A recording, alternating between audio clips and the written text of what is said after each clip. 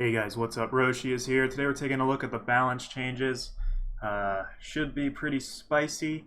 I'm going to be reading through them for the first time, so I'll just read through, give my analysis, and just what my opinions on what's going to happen and how it'll affect the format. So hop right into it. Big letters, top of the list, Nerf. Icaria is now a 7 cost, so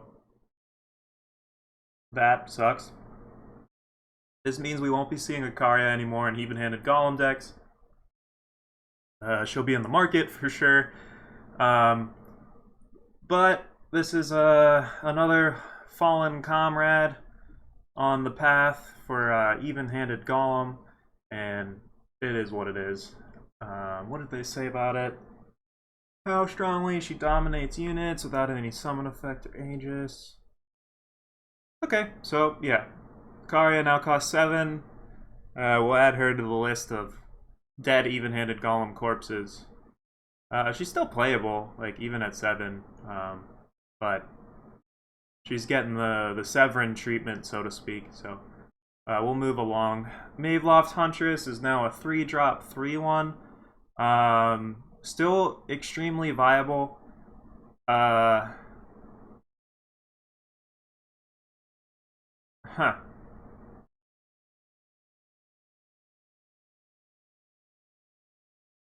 Looks like they're just directly nerfing even-handed golem again with this.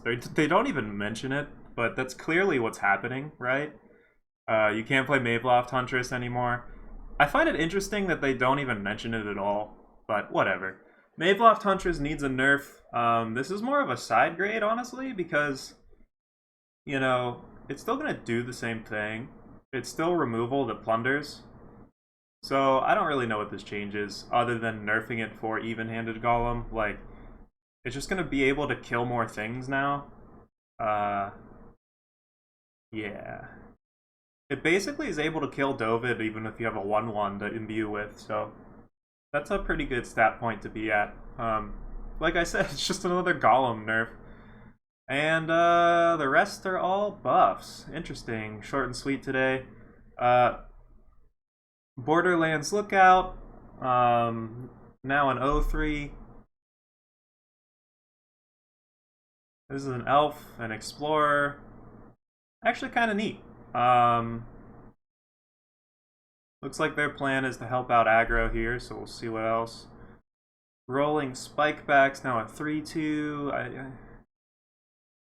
don't really see what that provides. It's already got Aegis. I guess it's able to like punch through more blockers, but you know, if you really want this card to be viable, it needs to be like a 3/3.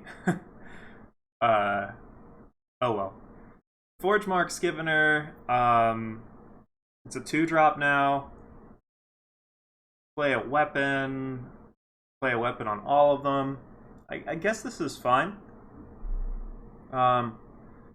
It's gonna help any Oni deck with their curve out, and especially if they want to play weapons. This coming down turn 2 and giving you a weapon could be fine. I still find this kind of a medium card, though. Power Cell being a 2/2 is actually kind of huge. This will actually affect both formats. It'll no longer die to Snowballs, Vara's Favors, you name it. There's a billion ways to ping things right now.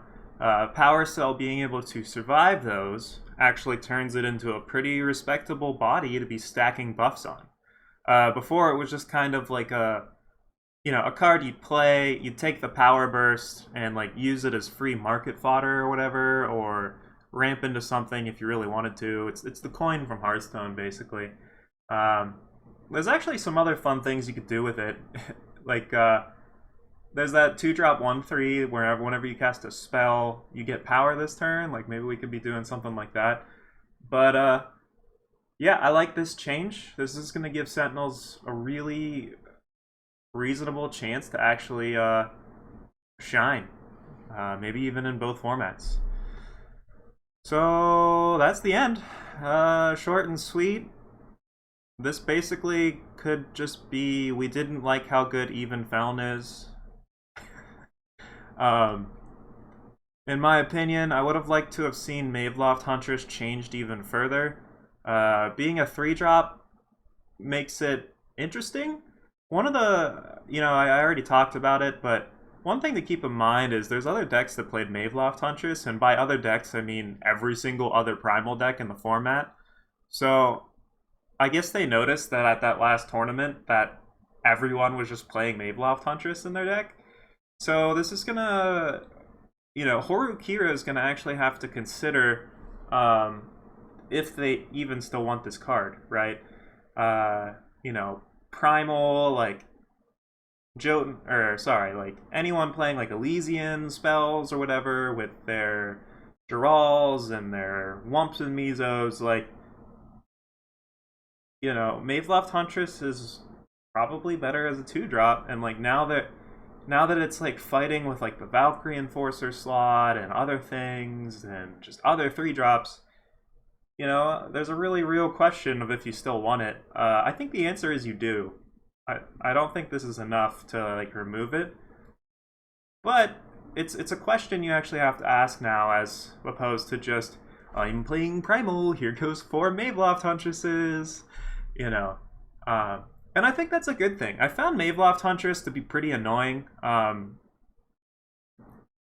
mostly just because I'm a person who likes to play stuff like Merry Mandrake or whatever that like usually doesn't have a lot of removal, but it's kind of weak to something like Killer. And Maveloft Huntress is able to kill like multi-faction units that would usually be able to dodge stuff like Send an Agent or whatever. And it was pretty frustrating. Or like, it would dodge Annihilate, it dodges Defile, and like the only thing they'd have that could really kill it would be like Maveloft Huntress and Icaria. So slowing those down really helps us out. So that's all. Straightforward enough. I didn't read this. What is going on here? The Boxer won with even Feln. Blah, blah, blah. 5k open. How strong primal-based soldier decks have been. Cool. Alright, that's it. That's all I had. Really short and sweet. Thanks for watching, everyone. I'll be going live Monday, Tuesday, and Thursdays, occasionally on weekends as well, whenever my schedule permits it. I go live at 8 p.m. Eastern Standard Time. Currently pushing for a Twitch partner. I applied recently, so if you could stop by and drop a lurk or say hello, you'll help me hit that goal. If you ever wanted to help me out, like, now's the time to do it. We're trying to get there, and hopefully we can, as a community, bring another partnered Eternal streamer into the fold. But yeah, thanks everyone for watching. Have a fantastic rest of your day, and I will see you when I see you.